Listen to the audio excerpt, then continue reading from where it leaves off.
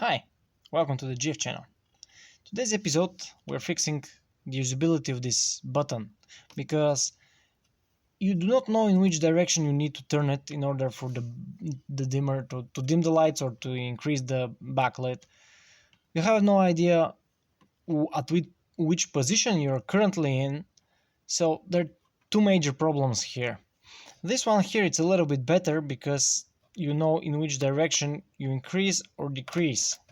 Now the problem is you do not know it's increasing or decreasing a value, a number here. Does this mean it's increasing or decreasing the headlights level? It depends on the viewpoint. So this shiny thing you see here I have added. It looks actually quite good. I like it because shiny things go good with leather seats and I have leather seats. So that's why I added it. But now I'm going to remove it and replace it with something else that's going to make a lot more sense. I copied the idea from the Mazda 6. This is how it's on Mazda 6. It's actually copy and improve the idea because here they did something, but it's not quite obvious.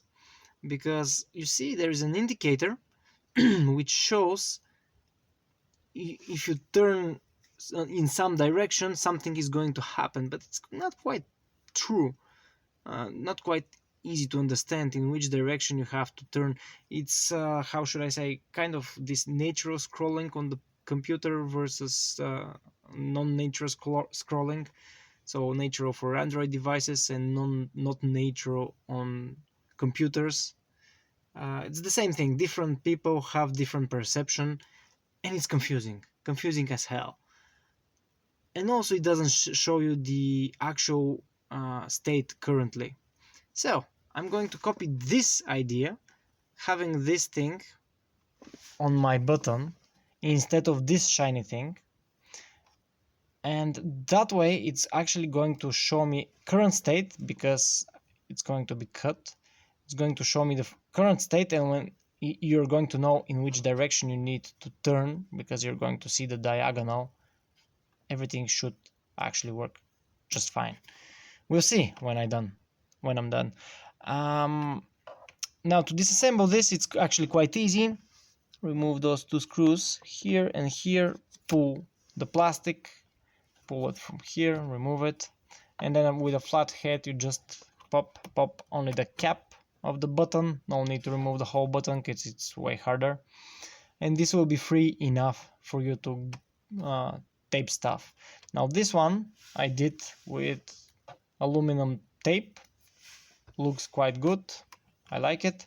I will use the same aluminum tape for the new indicator. I've already measured because I removed the switch here so I can film. I already measured when it's in that direction, all the way up in that direction. This is maximum brightness. When it's all the way down, it's minimum brightness. It's logical, but again, different people have different perception of logic, which is always correct. It's just different point of view. So let's disassemble and actually cut this thing to a different shape. Okay, this is how it looks actually disassembled. There is a cable. Oops, just don't do that. There's a cable here. You place it like so, and you turn it, and you can actually see my idea already is in place. Let's place the cap and assemble everything to see the final result. Okay, final result. You can now see there's a backlit, and you can also see the state of the backlit, how strong it is, because it's thinner at the top, it's thicker at the bottom, and you have an idea, approximate idea, where are you. You can go even thicker or you can go even thinner. The thinner it is, of course, the less backlit there is. So the same idea as on the Mazda 6, it's just more clear now because when you turn it actually shows current value. And you also know where to turn it to become thicker or thinner. So the two are now solved. I like it. It's also shiny. I like shiny stuff. Hit subscribe. I'll be posting more videos soon. And if you have an idea where to use this aluminum foil thingy on flat and straight surface, you can post a comment. We all benefit from that. Bye bye. Okay, so let me explain why you need flat surface and straight. See, that's a failed experiment, and you can see the texture here because the surface is not flat.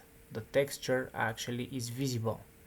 And also for the curves you can see it's not good, but it's even more visible here where it's actually lots of curves. Even though it's a flat surface, lots of curves, no good. At least when sanding down it starts to look way better.